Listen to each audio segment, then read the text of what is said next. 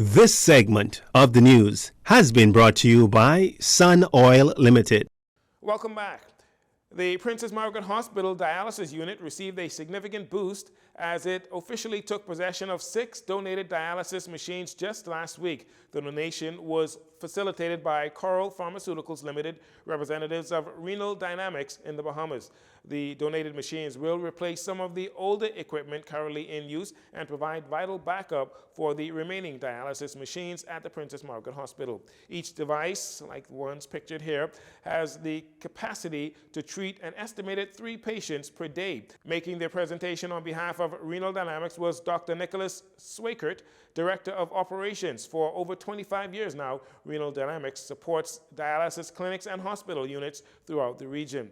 The refurbished equipment is valued at over $60,000, which includes installation and training for nurses. Receiving the dialysis machines on behalf of the hospital were PHA Chairman Andrew Edwards, along with and other members of the authority, representatives from the Princess Margaret Hospital.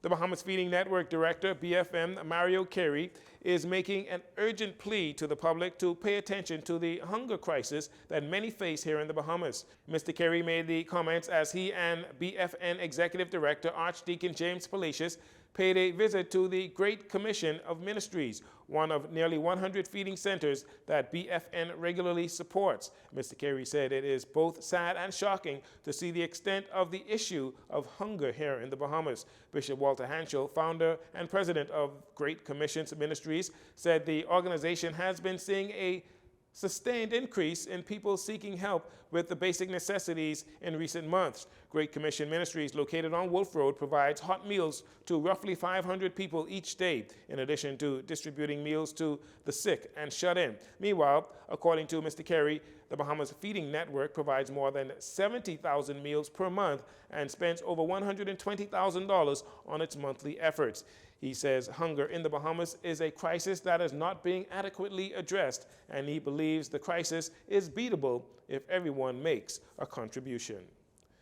The mangroves and bushes along coastal South Beach on the southeast coast of New Providence got a much-needed cleanup recently as hundreds of Bahamians joined forces with Blue Lagoon Islands Project Beach to participate in the Ocean Conservancy 36th Annual International Coastal Cleanup. Volunteers from all over the world gather every year along coastlines and waterways to participate in the International Coastal Cleanup. Many walk, others set out on boats, and thousands more scuba dive to seek trash below the water surface. This year, New Providence teams headed back to the coastline near the South Beach pools, where hundreds of pounds of trash, mostly items that had been deliberately dumped, were removed as part of the cleanup effort. The local event was organized by Blue Lagoon Island's nonprofit project, Beach, which Caribbean Bottling Company was the major sponsor, with dumpsters provided by Bahamas Waste.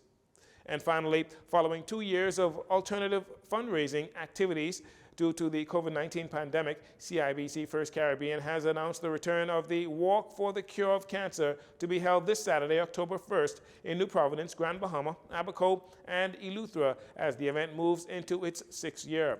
Monies from the fundraising walk and associated events are used primarily to assist with the purchase and maintenance of equipment used in the diagnosis and treatment of cancer patients. They are also used to provide assistance, care, and counseling to patients and their families, as well as to raise awareness and stress the importance of early detection through education campaigns across the region. All are encouraged to participate or support the event. Registration is $25 for adults and $12 for children under 12 years old.